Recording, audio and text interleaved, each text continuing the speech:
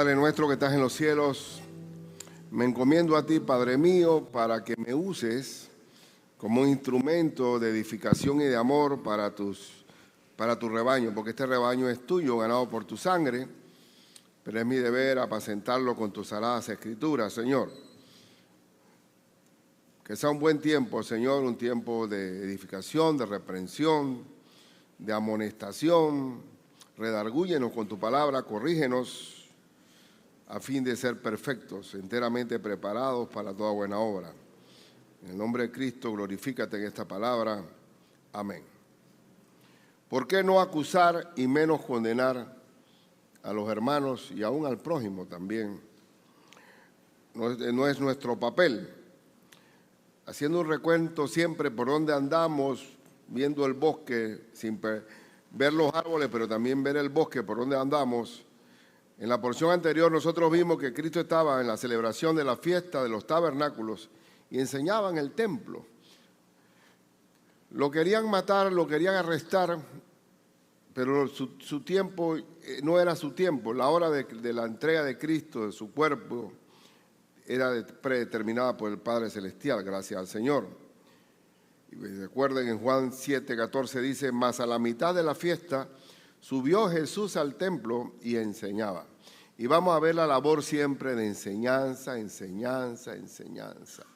Una de las cosas que importan en la iglesia de Cristo es la enseñanza, porque detrás de la enseñanza viene la obediencia y a la obediencia de todo lo que el Señor nos enseña. Así que vamos a repasar un momento el versículo 7, capítulo 7, versículo 37 al 39. Y él llegó a decir a los que creían en él, en el último y gran día de la fiesta, Jesús se puso en pie y alzó la voz diciendo, si alguno tiene sed, venga a mí y beba. Los sedientos del mundo necesitan del agua viva que es Cristo. El que cree en mí, como dice la Escritura, de su interior correrán ríos de agua viva. Una renovación, un nuevo nacimiento. Esto dijo del Espíritu que habían de recibir los que creyesen en él, pues aún no había venido el Espíritu Santo, porque Jesús no había sido aún glorificado. Es una referencia a los ríos de agua viva, a la venida del Espíritu Santo cuando creemos en el Evangelio de Cristo, que Él murió por nosotros para el perdón de pecado. Y habiendo creído en ese Evangelio fuimos sellados con el Espíritu Santo. Pero Israel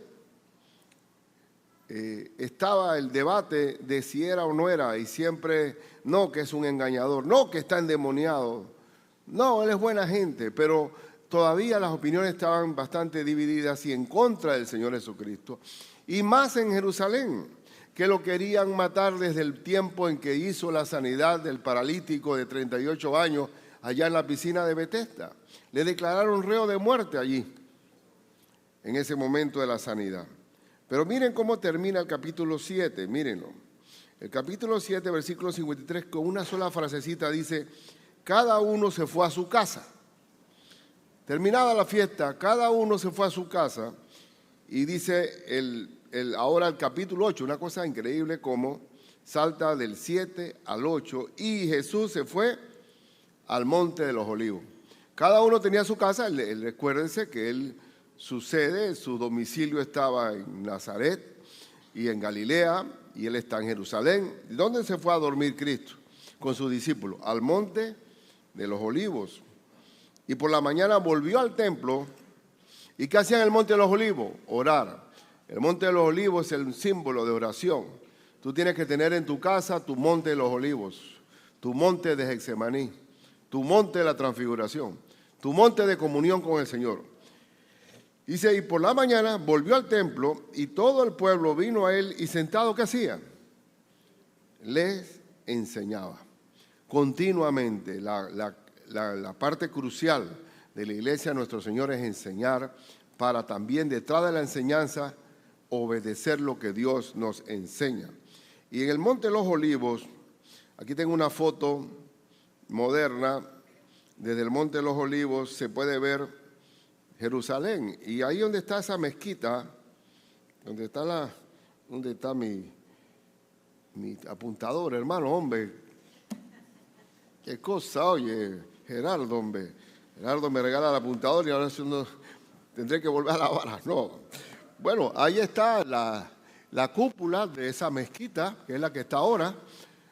Hace siglos que está allí y es una mezquita que en ese mismo sitio es donde se tiene que reconstruir o construir el tercer templo profético de Dios.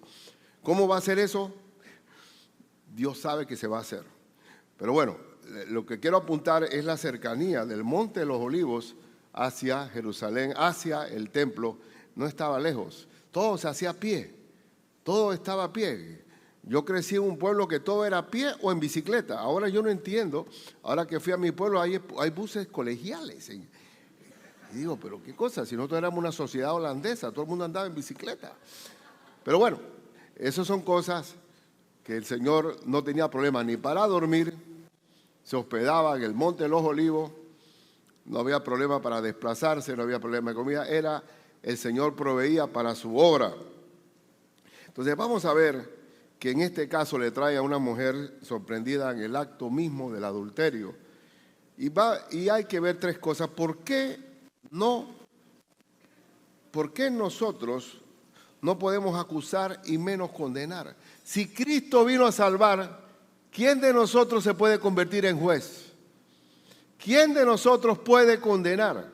Ni a su hermano ni a su prójimo, porque tenemos que tener el Espíritu de Cristo de salvación. Porque Él vino a buscar y a salvar lo que se había perdido. El mismo nombre de Jesús significa el que perdona los pecados. Así que la posición de juez no nos compete a nosotros. ¿Por qué no podemos acusar y menos condenar? Primero, porque los acusadores también están sucios de pecado. Ninguno está libre de pecado.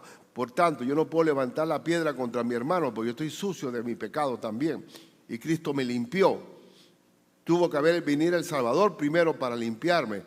Y vamos a leer, dice, en Juan 8, 2 al 6, y por la mañana volvió al templo y todo el pueblo vino a él. Es increíble la capacidad didáctica y pedagógica que tiene nuestro Señor, que la gente venía. Aún con miedo los judíos se sentaban y oían porque era palabra de vida eterna. Porque la palabra de Dios es viva y eficaz. Y sentado él les enseñaba. Entonces los escribas y los fariseos, y cada vez que aparecen estos dos enemigos a la vista, adversidad diabólica. Entonces los escribas y los fariseos le trajeron una mujer sorprendida en adulterio. Fue sorprendida infraganti, en el mismo acto del adulterio. Estaban acechándola y poniéndola en medio, interrumpieron la enseñanza. Le dijeron, maestro, esta mujer ha sido sorprendida en el acto mismo de adulterio. Y en la ley nos mandó Moisés apedrear a tales mujeres. En la antigua ley de Moisés, que es ley de Dios. ¿Tú pues qué dices?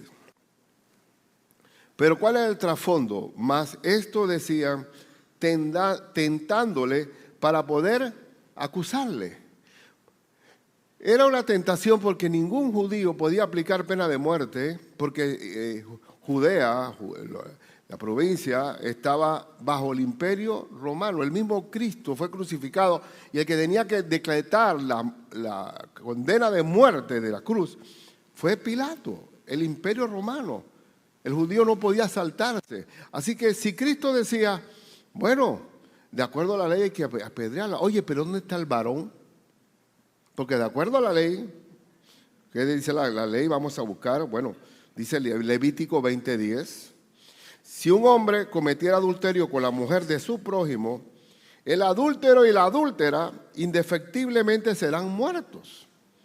¿Dónde está el varón? Entonces es un cumplimiento imparcial, ¿verdad? Siempre el adulterio, y eso pasa inclusive entre nosotros, si el hombre es adúltero, la mujer hasta perdona, pero cuando es al revés, ¿cómo cuesta, no? Al varón. Siempre hay algo que cuesta más el perdón. Pero bien, le traen a la mujer sorprendida en el acto mismo. ¿Y qué dice Éxodo? No cometerás adulterio, los 10 mandamientos. Dentro de los 10 mandamientos está, no cometerás adulterio. Esa tabla de la ley fue escrita con el dedo de Dios, dice la Escritura. El dedo de Dios escribió esa tabla. No cometerás adulterio, porque adulterio mata el matrimonio, el adulterio culmina. El adulterio es un crimen en la relación matrimonial, es muy dura y tiene que haber perdón de verdad, perdón y borrón para no recordar aquel evento. Entonces, volviendo a nuestro texto, dice que, bueno, ahí está la situación, la ley de Moisés, la ley de Dios. Pero miren esto, ellos filtraron la sanidad de Cristo al paralítico y lo querían matar por sanar. Sin embargo, por esta adúltera querían que él dijera, ¿hay que apedrearla o no hay que apedrearla? Pero la encerrona era que si él decía que sí, iba contra Roma, iba contra las leyes romanas, pero ¿para qué vino él? Él no vino a condenar, ¿él vino qué? ¿A qué vino Cristo? A salvar. ¿Tú pues qué dices? Mas esto decían tentándole para poder acusarlo. Pero Jesús, inclinado hacia el cielo, escribía en tierra con el dedo. ¿Qué estaría escribiendo ahí Cristo? Esto como está fallando, ¿verdad? Pero, ¿qué estaría escribiendo Cristo allí? Con el dedo. El dedo de Dios se escribió la ley. Y es cierto. Y Cristo va a juzgar a cada uno de nosotros conforme a su escritura. Vamos a ser sometidos a juicio. ¿Por quién? Por el juez. Pero Cristo se inclinó, estaba en el cielo y escribía en tierra. Entonces, veamos que nosotros, como creyentes, nosotros venimos a acusar a los hermanos. Cuando dice la Escritura, ¿qué dice Gálatas 6:1? Que si alguno es sorprendido en alguna falta, vosotros que sois, ¿qué? Espirituales, los más maduros, restaurarle ¿con qué? Con espíritu de mansedumbre. No sea que tú también seas tentado. Hay que siempre, el principio cuál es restaurar al hermano caído, levantarlo, no tirarle la piedra, no apedrearlo. ¿Qué dice Mateo 7:1-5? No juzguéis para que no seáis juzgados. ¿Qué es el juicio? Juzgar, acusar, señalar, condenar el defecto, la caída, el pecado de alguien. No estoy diciendo que seamos tolerantes, porque eso no es amor. La tolerancia es desamor. Si tú quieres hacer de tu barriga un tambor, a mí no me importa, es tu vida. Cada uno viva su vida. Vive libre, vive como quieras, vive tu vida. Yo no puedo meterme. La tolerancia no es amor. La tolerancia es decir, hermano, acercarse. Quiero decirte que estás mal, eso está mal. Reconcíliate con Dios. Ven, pide perdón. Vamos a restaurarnos, vamos a volver al amor del Señor.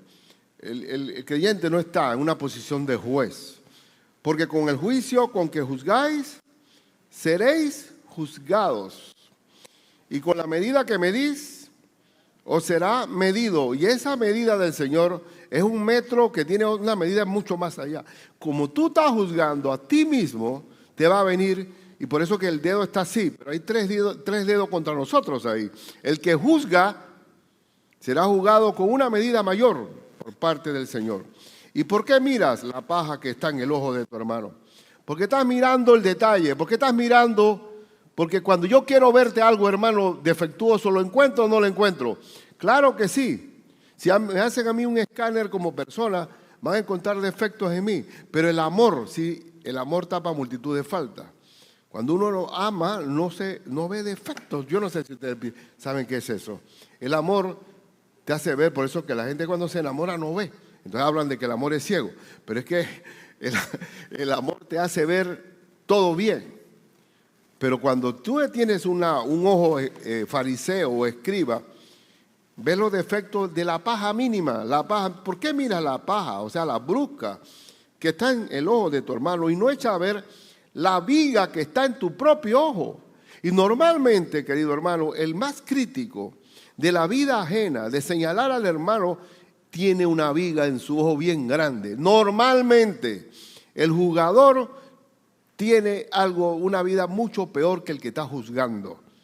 Eso está clarísimo.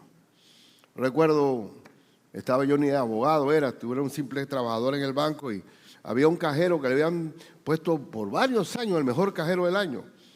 Y el tipo era impecable, no faltaba, no se resfriaba. Y era siempre. Y un día se resfrió, se le dio una enfermedad o algo, una dolencia, no pudo venir. Y ese día apareció una cliente china, porque el chino se sabe que, con el perdón de todos, porque eso no es un defecto, es una virtud, que cuando ahorra, lo que mete no lo saca. Y ella parece que él usaba de esas cuentas, sacaba y balanceaba todo, pero necesitaba que esa china no apareciera. Y aparece el día en que faltó él. Y se destapó todo el boom de que aquel impecable cajero se estaba robando la plata. Tú normalmente, cuando ves a un hermano muy señalador y muy crítico, observando con ese ojo malo que tiene, búscale debajo, arráscalo y te vas a encontrar con cosas muy feas. Normalmente es así. Porque el Espíritu de Cristo es un espíritu reconciliador. Y siga leyendo, dice, o cómo dirás a tu hermano, déjame sacar la paja de tu ojo y aquí la viga en el ojo tuyo. El Señor Jesús es un maestro exagerado. Se parece mucho a mi papá que te daba un ejemplo exagerado. Pero es que los ejemplos exagerados son buenos porque ¿cómo tú te imaginas una viga en el ojo de uno? Eso es una exageración, ese es un buen maestro. ¿Cómo tú vas a jugar la paja si tienes una viga en tu ojo? ¿Y qué dice el Señor? Hipócrita, saca primero la viga de tu propio ojo y entonces verás bien para sacar la paja del ojo de tu hermano. No podemos jugar y normalmente el espíritu jugador es el que más problemas tiene de pecado. Es así, ¿como quién? Como Judas. Judas era impecable, era el tesorero. ¿Te acuerdas cuando se perdió aquel perfume de nardo puro que derramó María sobre el cuerpo de Cristo? ¡Qué desperdicio! Hubiéramos usado esos fondos para los pobres. Y dice la Escritura, mentira, porque sustraía de la bolsa todo lo que caía adentro. Él que pensó, perdí esa plata. Y fue tal la ira que tuvo que se fue donde los sacerdotes a pedirle precio a la cabeza de nuestro Señor. Ahí, por la ira de haber perdido la plata del nardo puro. Pero todo eso estaba ya en el plan del Señor. Entonces, el hermano no está para acusar, no está para condenar, no está porque el único que es juez, ¿quién es? Cristo Jesús es el juez. Él será juez de vivos y de muertos. Y él, en el momento en que tiene que condenar, lo va a hacer. Pero aquí, en esta iglesia, el Espíritu de Cristo es espíritu de reconciliación, de restauración, de sanidad, de purificación. Deje ese dedo acusador. El dedo acusador era de los escribas y de los fariseos. Y el Señor dijo claramente, guardaos de la levadura de los fariseos, que es la hipocresía. Y es hipocresía señalar la falta de otro y tú tienes una viga en tu propio ojo. Amén. Entonces Dios no nos quiere así. En segundo lugar, todos estamos sucios por el pecado. ¿Y por qué no podemos ser jueces? Porque todos somos pecadores, todos estamos con la lepra del pecado dentro de nosotros. Versículo 7 al 9 de nuestro capítulo 8. Y como insistieran en preguntarle, porque Cristo está inclinado escribiendo, y como insistieran en preguntarle, se enderezó y les dijo, el que de vosotros esté sin pecado, escuchen, el que de vosotros esté sin pecado, sea el primero en arrojar la piedra contra ella. Mira que él no dice, Los que están sin pecado, no, el que uno de ustedes esté sin pecado, sea el primero en arrojar la piedra. ¿Quién era el único que podía arrojar la piedra ahí? El Señor. E inclinándose de nuevo hacia el cielo, hacia el suelo, siguió escribiendo en tierra, pero ellos al oír esto, acusados por su conciencia, porque en este caso ya no están acusando a la mujer, están redarguyéndole su conciencia. Acusados por su conciencia salían uno a uno, comenzando desde los más viejos hasta los postreros. ¿Por qué los más viejos tiraron la piedra más rápido? Digo, se la quitaron de encima. ¿Por qué? Porque el más viejo sabe que ha pecado bastante. El más nuevo todavía es como los jóvenes que cuando manejan piensan que nunca se van a chocar. Y se creen Fittipaldi, se creen grandes manejadores, y hasta que viene, porque ellos están autoengañados, no les ha faltado vida. Pero el viejo sí. El viejo sí ya sabe para su pasado todo lo que ha pasado. Pero, ¿qué dijo Cristo? El que se cree libre de pecado, tire la primera piedra. El que esté de vosotros sin pecado, sea el primero en arrojar la piedra. Aquí entre nosotros aquí, ¿quién puede arrojar la piedra? Alguien. No podemos arrojarla. Y Cristo no lo hizo. Pero te diré que hay unos hermanos que tienen la piedra en la mano. Y esto no se permite aquí, ¿eh? Pastor, una vez me pasó eso. ¿Cómo usted ha permitido que esa muchacha se haya sentado en esta iglesia con esa facha que tiene? ¿Usted ha visto cómo vino esa mujer aquí?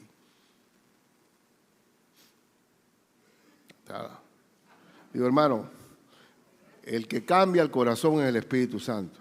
Deje que las almas lleguen. No lo cambie legalistamente. El Señor es el que cambia el corazón. Las cosas viejas pasaron con Cristo dentro de nosotros.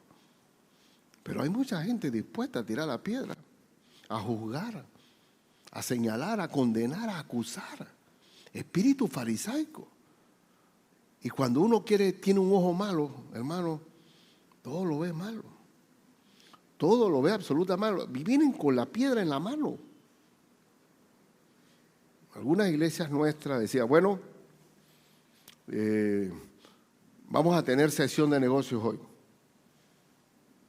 Y desde el momento que decían sesión de negocios, adoptaban una posición seria, les cambiaba el rostro. Se va a formar la pelea aquí. Y yo vi peleas de iglesias duras, feas, horribles. Hermano contra hermano. Hermano contra hermano, ¿sí o no, hermano? Discusiones tontas. Líbrenos Dios de la levadura de los fariseos. Hermano, el único que está autorizado para tirar la piedra es Cristo Jesús. Y lo va a hacer, el día del juicio final va a condenar. Ahora mismo la condena viene de Dios solamente. Así que usted guarde. Hermano, cuando uno habla, escuche, yo no le estoy diciendo que se quede callado la boca, al contrario, pero vaya con un espíritu de restauración, vaya con un espíritu de reconciliación, vaya, dice que el que ha ganado un hermano, eso tiene un valor incalculable para el Señor, ganar a un hermano que se ha ido. Pero hacerlo en amor siempre. Estamos autorizados a hablar, pero sazonados con sal nuestras palabras. Pero cuando tú vas con una actitud de crítica, lo que haces es ahuyentar. Y a veces situaciones como la disciplina en la iglesia. Bueno, hermano,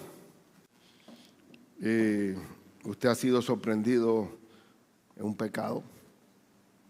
Ha pedido perdón a Dios. Correcto. Usted ya no puede orar en ningún lado, en ninguna sesión. Se va a sentar todo. Había una serie que se llamaba Marcado. ¿Se acuerdan? Un hombre que le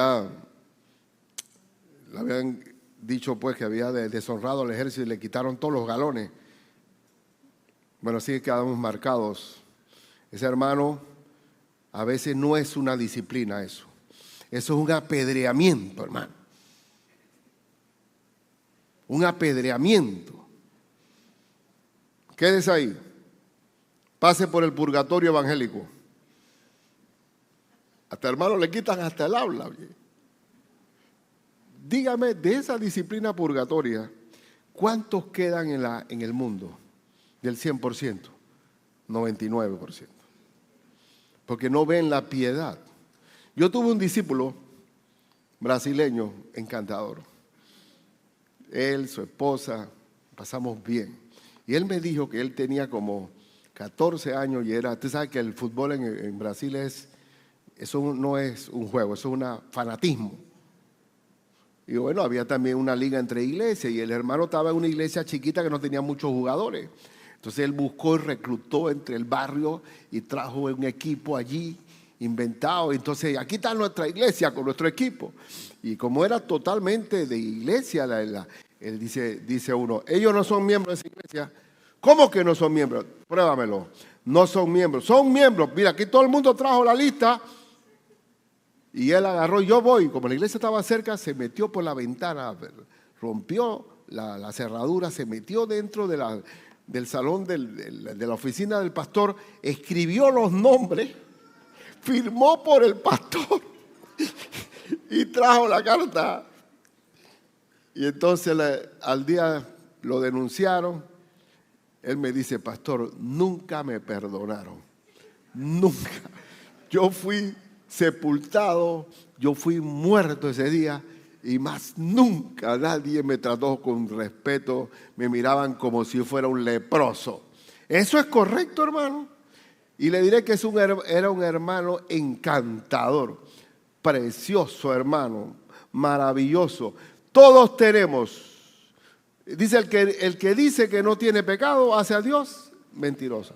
Lo que quiero decir es que no tenemos que tener la posición de tener la piedra en la mano, sino restaurar al hermano caído. ¿Lo va a ver? ¿Lo va a ver? Pregunto. El único problema es que cuando peca el pastor, no puede ser, ya deja de ser irreprensible. Dios lo perdona, sí, su iglesia lo puede perdonar, sí, pero el mundo lo condena y eso pasa. El pastor tiene que dejar su pastorado. Pero de aquí para adelante, nosotros tenemos que tener siempre un espíritu, ¿qué? Perdonador. No tolerancia, hay que señalar el pecado, pero ahora venga acá, hermano, oye, te vi en esta situación. Involucrarse, señalarlo. Y si me ofendió el hermano, no guardarlo con odio, con rencor, sino, como dice Cristo, ve y habla con tu hermano a solas. Y si se arrepiente, has restaurado a tu hermano. Pero no venir con esto así, la mano. Que Dios nos libre de esa situación. Cuando estaba niño, mira que el niño todo lo capta. Todo lo capta. Estaba jugando con mis primos y ahí en el fondo había una música, una canción popular. Y yo estoy jugando con una lata, con un carrito, y estoy oyendo. Y tira la primera piedra, como si estuvieras sin pecar.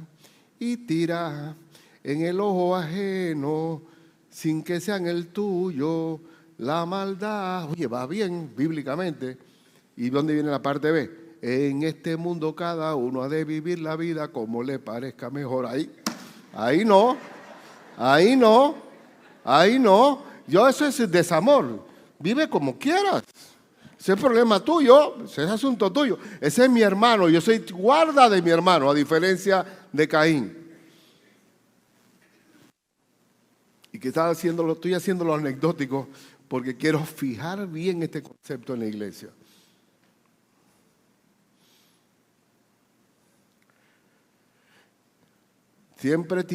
Nadie puede tirar piedra en el tejado ajeno si tu techo es de vidrio, hermano.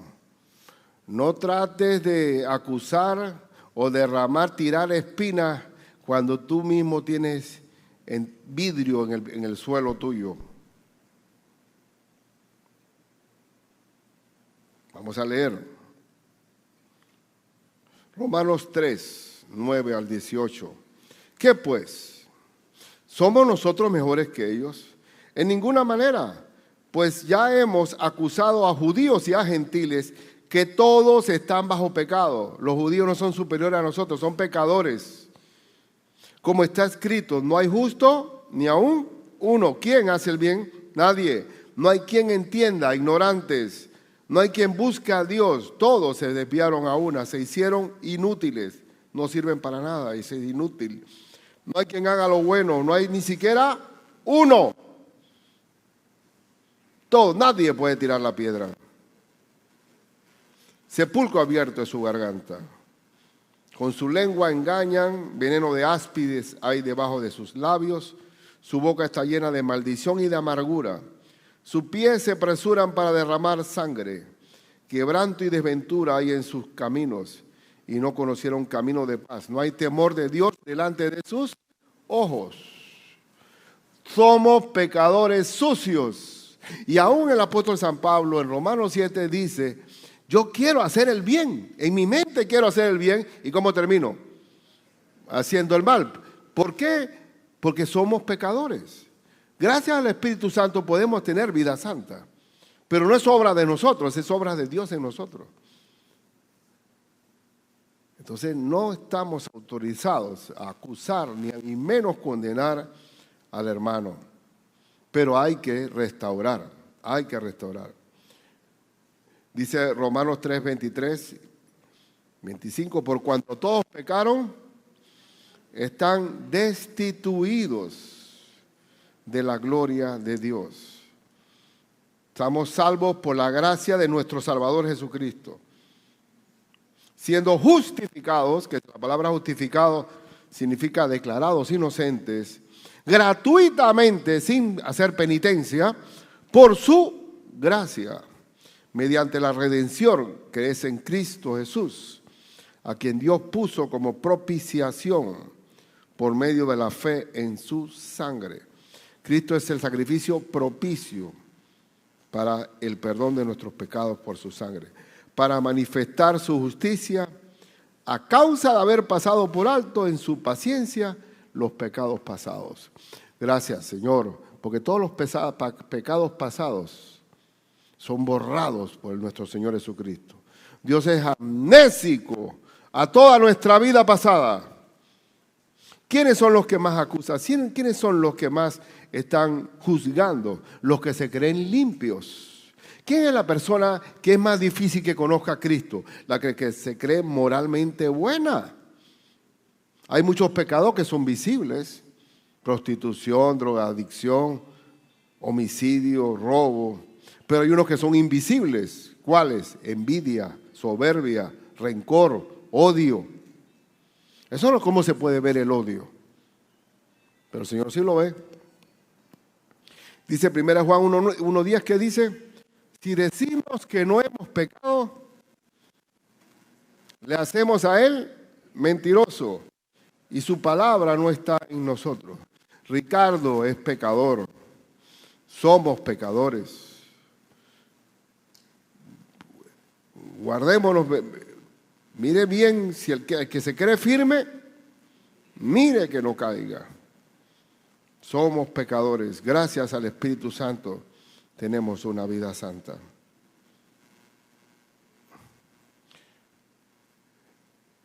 Y no podemos acusar y menos condenar porque el Señor, número 3, porque el Señor vino a salvar, no a condenar. ¿Se acuerdan de los Juanerges? ¿Quiénes eran los Juanerges? Juan y Jacobo, que pasaron para buscarle hospedaje a nuestro Señor cuando pasaron por Samaria. Nadie abrió la puerta y el Señor ellos le dicen al Señor, Señor, mándale fuego a esos samaritanos. Y Cristo dice, oye, ustedes no saben de qué espíritu soy yo. Yo no vine a condenar, vine a salvar. El tiempo de la condenación también está determinado por el Señor, pero Cristo es la salvación. Cristo es la salvación.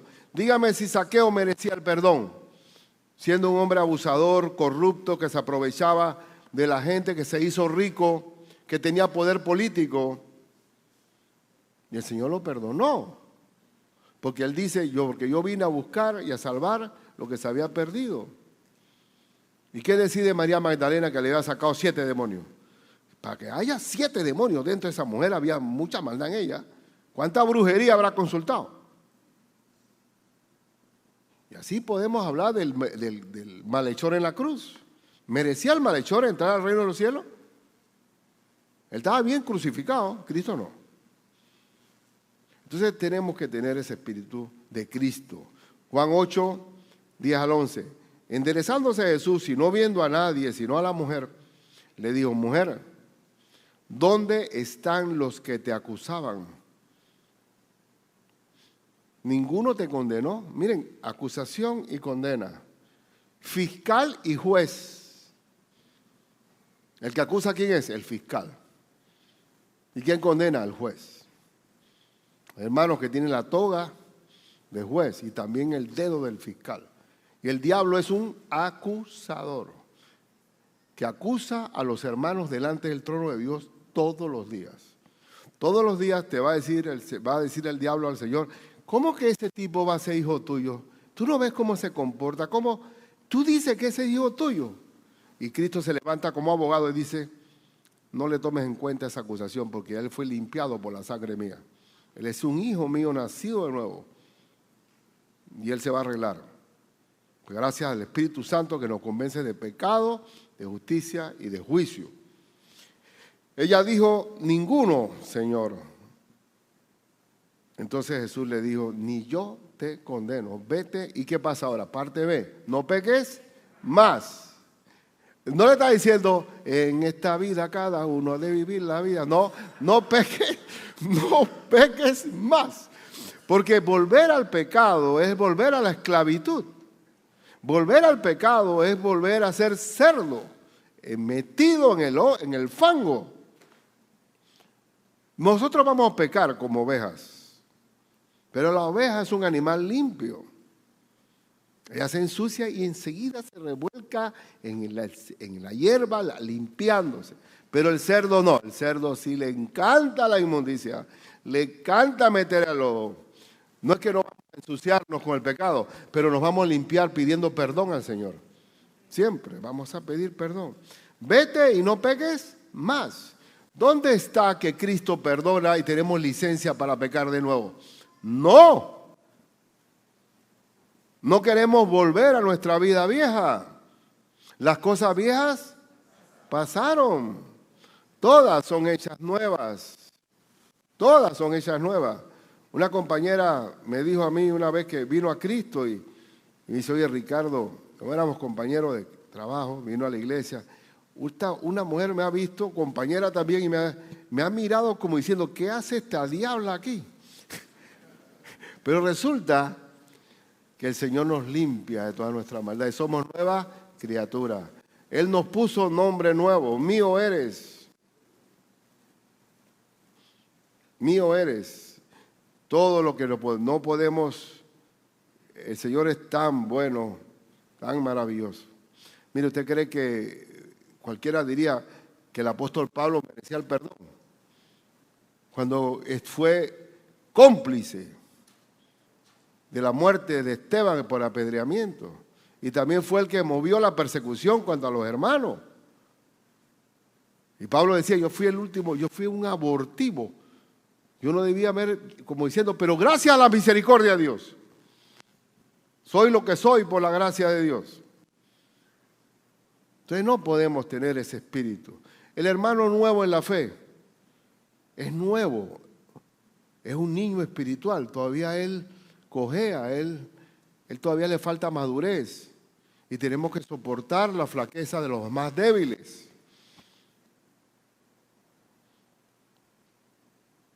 Entonces, ese espíritu fariseo, esa levadura malvada, no puede penetrar en la iglesia del Señor. Romanos 8, 33 al 35, y después 37 y 39. ¿Quién acusará a los escogidos de Dios? ¿El diablo puede acusar a los hijos de Dios? Dios es el que justifica. Dios nos declaró inocentes por su sangre. ¿Quién es el que condenará Cristo es el que murió, más aún el que también resucitó. El que además está a la diestra de Dios, el que también intercede por nosotros. ¿Quién puede condenar a los hijos de Dios? Nadie. Entonces ahora los hijos sí son jueces. Los hijos van a ser jueces. Cuando fueron perdonados, justificados, declarados inocentes por la sangre de Cristo. ¿Quién nos separará del amor de Cristo? ¿Tribulación o angustia o persecución o hambre o desnudez o peligro o espada? Antes en todas estas cosas somos más que vencedores por medio de aquel que nos amó.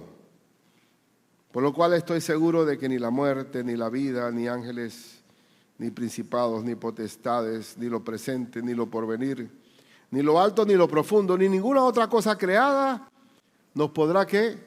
Separar del amor de Dios que es en Cristo Jesús, Señor nuestro. Y la vida, la iglesia es un pedazo de cielo cuando no tenemos acusadores ni condenadores, porque el Señor, nadie nos puede acusar delante del trono de Dios. ¿Va a haber jueces aquí mismo? No. Yo tuve un caso de una hermana que conoció a Cristo cuando teníamos una firma de abogados, jovencita, 18 años, recibió al Señor. Se casó de una forma irresponsable, como chiquilla. El hombre se fue, mandó su divorcio por correo en el extranjero. A los 19 estaba divorciada. Llegó, recibió a Cristo, vino a la iglesia. En ese tiempo yo tenía hermanos, estaba yo comenzando la fe. Y vinieron las fariseas. Ella no puede estar entre los jóvenes porque ella fue casada. Ella no puede estar entre las mujeres casadas porque está divorciada. Apedréenla, cojan esto y apedréenla. ¿Para qué le compartieron de Cristo? ¿Cuántos en Panamá estarán en primera, segunda y tercera nupcia? Hombre, que se vayan para el infierno. Nosotros queremos puros aquí. Récord policivo, 0 delito. A ver. Yo viví eso. Por eso que enseño la palabra de Dios. Para que nos sintonicemos en el Espíritu de Cristo. Porque eso es triste cuando tú te encuentras a un fariseo con una piedra en la mano. Y eso sí la tiran. Esto por lo menos la soltaron. Pero esto la tiran.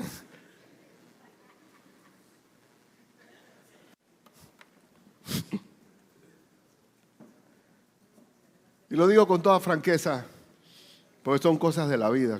Porque miren, con todas las enseñanzas cristianas no es que pasó hace 2000 años, eso es hoy. Lo que es, fue, lo que fue, es, y lo que es, ya fue. Es el mismo espíritu. Y aquí nos vamos a lavar los pies los unos a los otros. Y nos vamos a restaurar. Y vamos a ganar al hermano. Y no lo vamos a tirar a las fieras del mundo. Se ha caído, lo vamos a levantar. Lo vamos a levantar y lo vamos a restaurar. No estoy diciendo tolerancia, no. Vete y no peques más. Vete y no peques más. Vamos a leer un poquito más. En Romanos 8, versículo 1 al 6 dice: ahora pues, ninguna condenación, escuchen, Dios no condena, ninguna condenación hay para los que están en Cristo Jesús. Los que han sido perdonados por Cristo no serán condenados. Los que no andan conforme a la carne, sino conforme al Espíritu. Aquí viene el otro asunto, que también nosotros todos los días podemos optar por andar en la carne o en el Espíritu. Pero sigamos leyendo. Porque la ley del Espíritu de vida en Cristo Jesús me ha librado de la ley del pecado y de la muerte. Y esto, perdonen que tengo que ahondar en esto. Cuando el Señor nos salva de la condena eterna en el infierno, pero también nos salva del señorío del pecado en nuestra vida. No sé si me estoy explicando. El pecado se enseñorea de nosotros. Un hombre mujeriego llega a Cristo y el hombre deja de ser infiel. Deja el trago. Deja su vida vieja. ¿Quién es el que hace ese cambio? La ley del Espíritu de vida me ha librado de la ley del pecado y de la muerte. Para Dios, una de las cosas grandes de la libertad de Cristo es que nos libra de la esclavitud del pecado.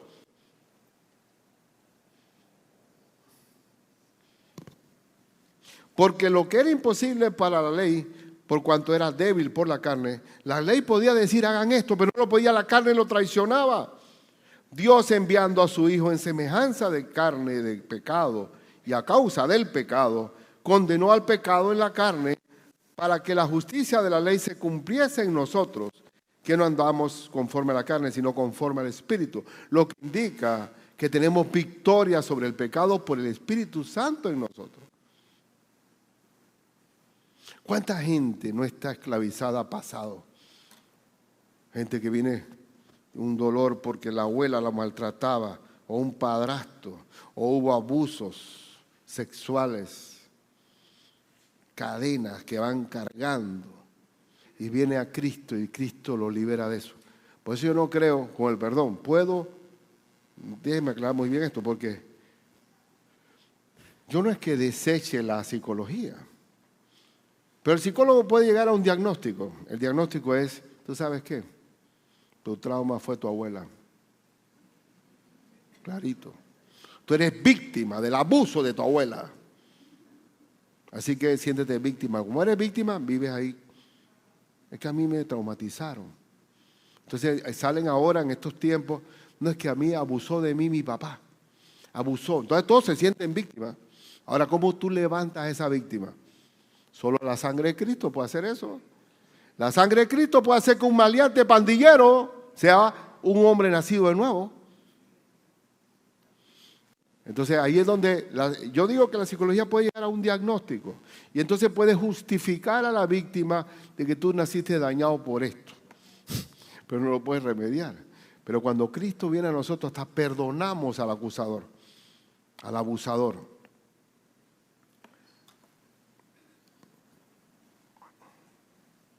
Porque los que son de la carne piensan en las cosas de la carne. Y eso también está bien dicho para los creyentes que no tienen una vida de oración, piensan en lo carnal. Porque dentro de nosotros hay una guerra civil que se llama la guerra del espíritu contra la carne y la carne contra el espíritu. Pero los que son del espíritu, en las cosas del espíritu. Porque ocuparse de la carne es muerte, pero ocuparse del espíritu es vida y paz. Y es verdad.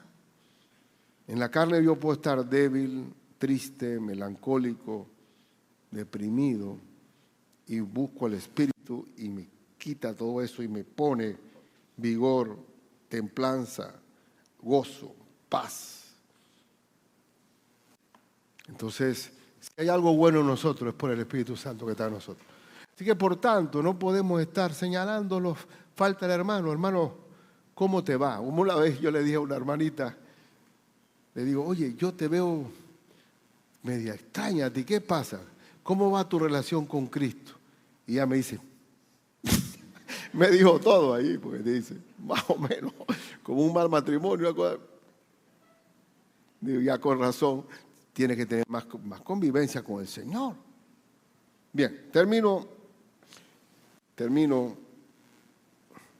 que hay una cosa que es bonita, cuando le dice no peques más, y eso de no peques más, eso es posible gracias a nuestro Señor.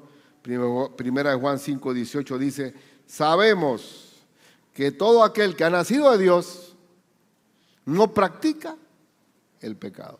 ¿Qué significa no practica? Que no cae dentro del mismo pecado o vuelve atrás. Pues aquel con mayúscula que fue engendrado por Dios le guarda. ¿Quién fue engendrado por Dios? Cristo.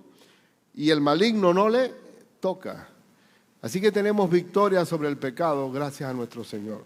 Así, hermanos, si alguno es sorprendido en alguna falta que hay que hacer de acuerdo a Gálatas 6, vosotros que sois espirituales, restauradle. ¿Con espíritu de qué? Mansedumbre. ¿Por qué? Considerándote a ti mismo, o sea que tú también seas tentado. Bien, entonces hermanos, vamos a orar en el nombre de Cristo. A ver, cualquier hermano que tenga la piedra agarrada, tú sabes que a mí no me gusta el pastor por tal y tal cosa. Digo, ven acá, bueno, está bien, puedes juzgarme, pero ten cuidado, que el Señor tiene otro metro. O puedo estar señalando a X hermano. Estoy enojado por él por X razón. ¿Cuántas veces hay que perdonar, hermano? 70 veces 7. Así que suelta la piedra. Suelta la piedra, hermano. Si hay algo que tiene usted con ganas de apedrear a alguien. ¿Tiene alguien usted, alguien que quiere estar medido? Ya está medido. Se la voy a tirar. Suelte esa piedra, hermano. Mire su rabo, mire la viga de su ojo y diga, Señor, así como tú me perdonaste, yo también perdono. ¿Habrá algo adentro de su corazón que tiene alguien que le quiera apedrear? Suelte esa piedra, hermano. En tal caso, hable con esa persona. Hable. Usted sabe que los latinos tenemos ese problema. Le decimos a medio mundo lo que nos hizo el fulano de tal. Y después va a hablar.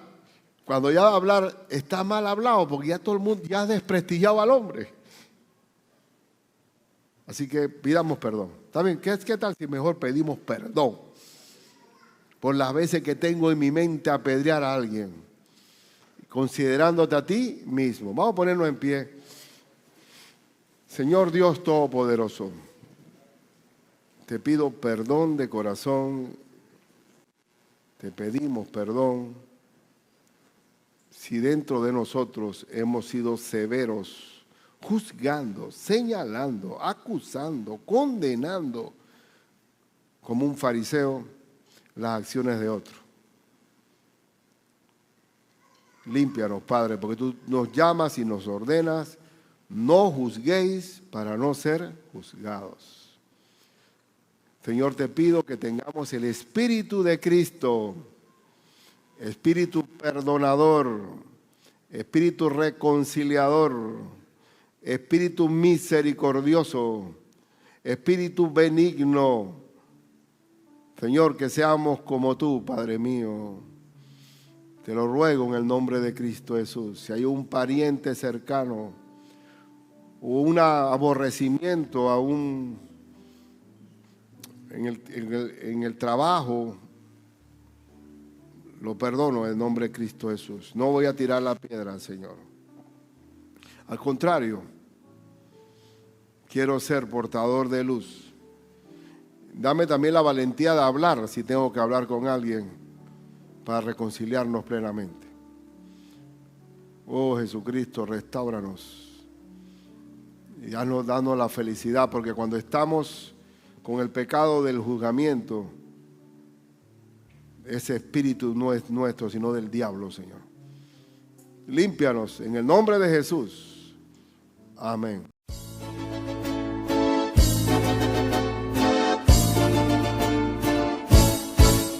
Adelante con las huestes de la fe y triunfantes con la fuerza del poder. La iglesia del dorado de Cristo es el soldado y lo aclama como rey. Adelante con la palabra de Dios, predicando a Jesús el Salvador.